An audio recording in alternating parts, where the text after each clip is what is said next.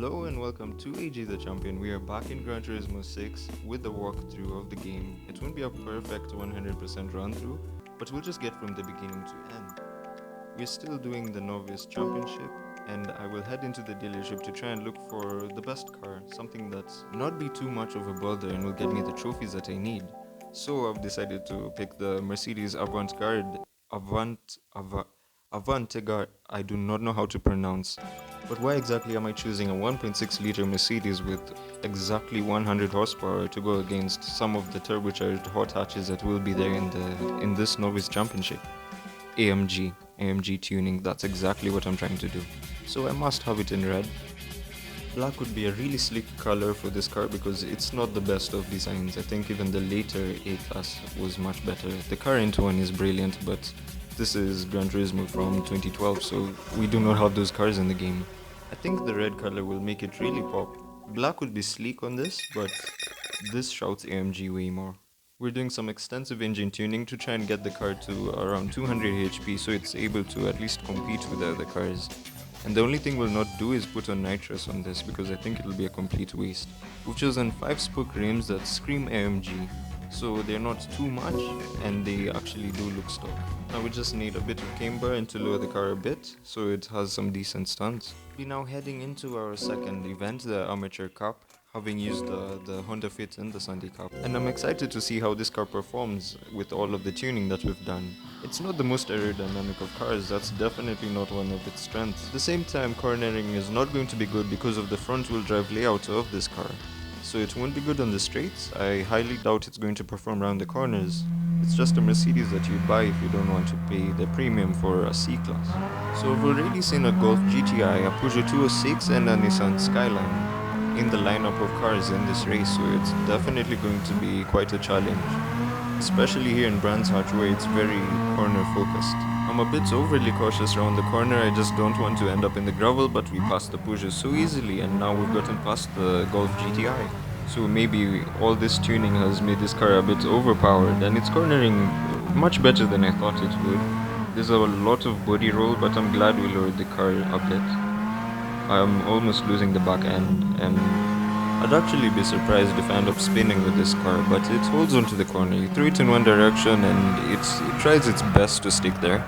This is not a long circuit, but we end up bonking another car and now we are off-roading in a Mercedes A-Class. I mean, you don't see this stuff every day, trying to get past the Primera, but he's holding the racing line, blocking us and pushing us onto the grass. A bit of contact, his car is actually probably cheaper than this A-Class. This car is actually not sounding too bad, the turbo spools are just perfect. Gran Turismo 6 unfortunately is not well known for car sounds because most of them are a bit watered down and most cars have practically the same sound, the same dull sound. Past the GTR, he's tried to brake late, but we managed to get ahead of him, keeping it as close to the curb as possible, very comfortable overtake. The car is getting a bit wobbly into the corners, but we've got it covered, lap 2 out of 2 and we're in the lead. There's more than enough time to make a mistake and still recover. Burst of flame flying out of the exhaust of this A-Class as we head into the braking zone. I brake a bit too late and lock the wheels, and now I'm almost in the gravel. Thankfully that mistake has not cost us. I think with the much more powerful race cars towards the end of this career, a mistake like that would be completely devastating. But it's the first win for this debadged A160 AMG. But hear me out. With the way they have changed from V8s to 4-cylinder cars, a 1.6 liter AMG in the future might be the best that we will get. Into the next race, the corners will be much tighter in this one, but the straights will be sufficient to get past the cars. So far the car has behaved, but I've noticed the car has more power than its wheels can be able to handle. But we will increase the top speed as much as possible. The downside is that acceleration reduces when you increase the top speed. But if we can get all of the cars down this first straight, then that's a trade-off that I'm willing to make. It shows the top speed is 380, but I would be surprised if it can even reach 300. I mean, it shouldn't. 250 would be quite a stretch.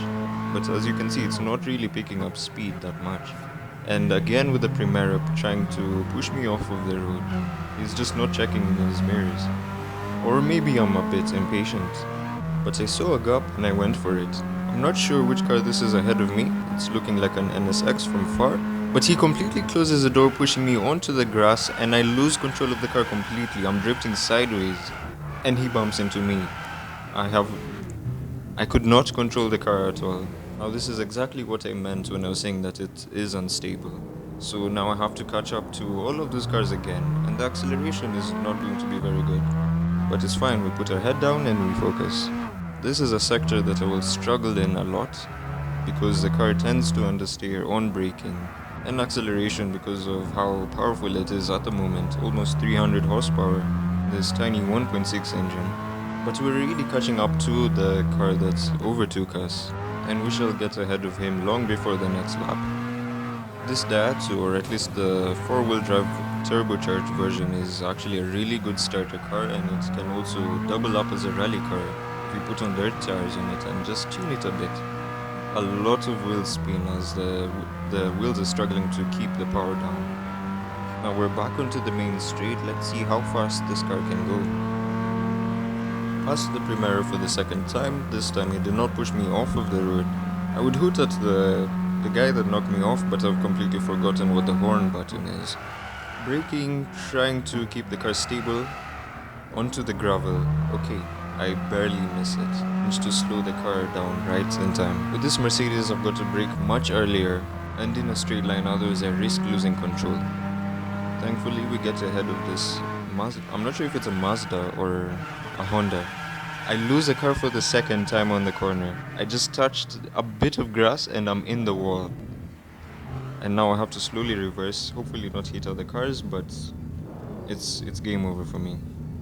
The car gets extremely unstable at very high speeds, and all I need is just a bit of a bump or a touch of grass and I have lost it. We're in the last lap, so unfortunately there is nothing much that I can do other than restart the race, but I shall not do that. At least we now know the limits of this Mercedes and exactly why it's not a very good starter car. It's way too unsteady at high speeds, but I'm not surprised because it's very narrow. It's like a van that has been squashed. But in all honesty, I did not think it would do as well as it does.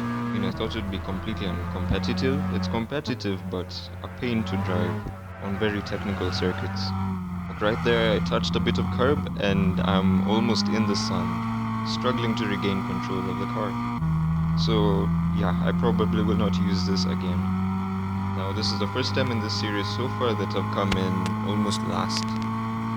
But it will have to do I'm not going for perfection, just want to get from beginning to the end of the game. A Honda CRX came in first place in this race, followed by, I assume, a tuned Acura, and then a Nissan Silvia. So the AI is definitely upgrading the cars, so it might also be time for me to upgrade, but I'll give this car one more chance.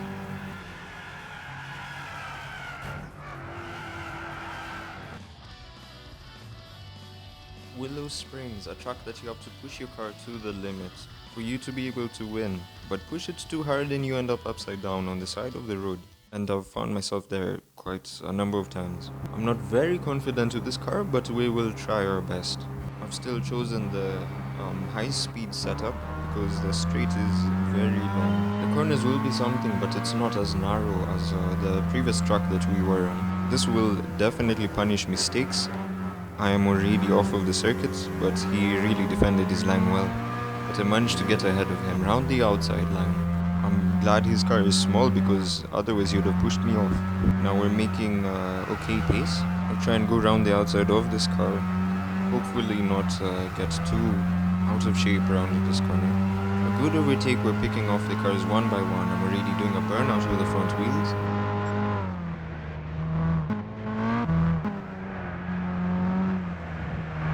Really using the inside of these curbs to be able to turn the car around. I try and throw one down the inside. Try to be careful not to hit him. Thankfully I don't hit him, but I do push him a bit wide and I make the overtake work. Heavy braking, if I'm not careful I can end up on the gravel on the outside. And then the top of this hill is also difficult. You have to stick to the inside line, otherwise you fall off of the edge. And it's really hard to regain pace after going down in there. We get past the Toyota Celica, it's really looking good. I should drive one of those older Celicas at some point. We are already in second place on the first lap, and the first car right within our reach. So I think we'll be able to pass him by the long straight. Or rather, by the time we get to the long straight, we'll try and throw one round the outside, but he's defending the line well and I'm wobbling about. But I actually make it work and there's no contact at all. Great move around the outside, the Mercedes managed to hold its line. I had to take a second look because it looks like the guy in first place is about to be overtaken. He's gone to the inside to try and defend his line. I'm not sure how long he will last, but now that there are no cars ahead of me, I'll try and get the fastest lap possible with this car. I'm pushing it to the limits, almost went off of the track at that point. Just a little dab of the brakes. Hopefully I won't understeer too much. I had to slow down to prevent myself from ending up on the gravel. Now I'm doing a burnout again with the wheel. I do not think this is the fastest way around the corner because only one wheel is really putting in the power. It is just spinning. So I'll try and get into the inside line so I can swing myself around the corner, but I almost ended up flipping myself around that corner. More burnouts. I'm shredding the tire. Thankfully I don't go off. I think the two corners that were behind that we just went past would have been the slowest for this car, the worst corners for this car. So long as I stick to the inside line here, I should be completely fine until the end.